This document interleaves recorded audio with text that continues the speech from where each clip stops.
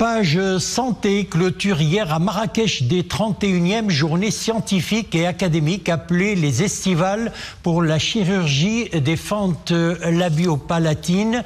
Cette formation au profit des médecins résidents est organisée par le service de chirurgie maxillofaciale de l'hôpital Ibn Tufayl de Marrakech, à la clé des opérations gratuites pour les enfants atteints de cette malformation. Reportage Hassan Miskour, Amina Allam, donc Hanan Shemrah et Sofia Fegrout. C'est une fente là, grave. Là, c'est le petit pied. Entourée de ses médecins résidents, la professeure Nadia Mansouri explique le cas du jour.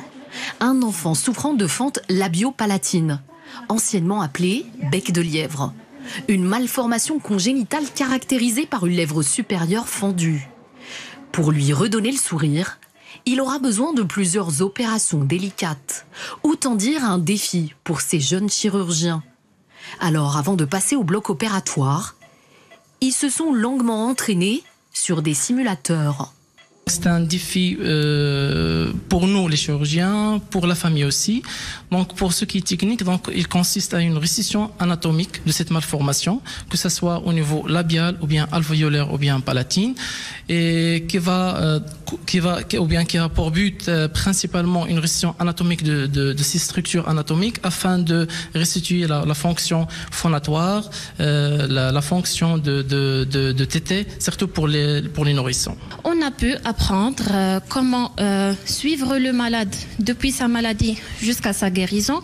On a pu apprendre comment faire le diagnostic de la maladie, quand poser l'indication chirurgicale. Et grâce à nos professeurs, surtout professeur Nadia Mansouri, notre cher maître, qui nous a permis de faire une simulation à la faculté de médecine de Marrakech, de faire aussi une simulation chaque matin des journées opératoires sur des papiers et aussi une simulation sur des écrans, et puis de pratiquer au lit du malade au niveau du bloc opératoire. Et au bloc opératoire de l'hôpital Ibn Tufayl du CHU Mohamed VI de Marrakech, ces formations ont duré 5 jours. Un programme qui associe rigueur technique et sensibilité humaine. C'est important que ces patients ne soient pas oubliés. Il faut les opérer dès leur plus jeune âge pour faciliter la tétée, améliorer l'esthétique et la prononciation. Plus tôt ils sont opérés, mieux c'est. De cette manière, la scolarité se passera normalement, tout comme leur vie en société. Au Maroc, les fentes labiopalatines touchent un cas pour 1000 naissances. Elles affectent la parole, la mastication et l'esthétique dentaire. La prise en charge est gratuite et se fait très tôt.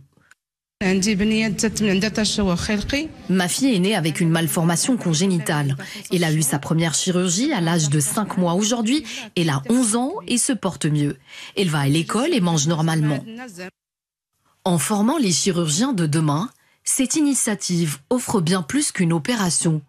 Elle offre aux enfants atteints de malformations la possibilité de parler, de sourire et de grandir sans différence.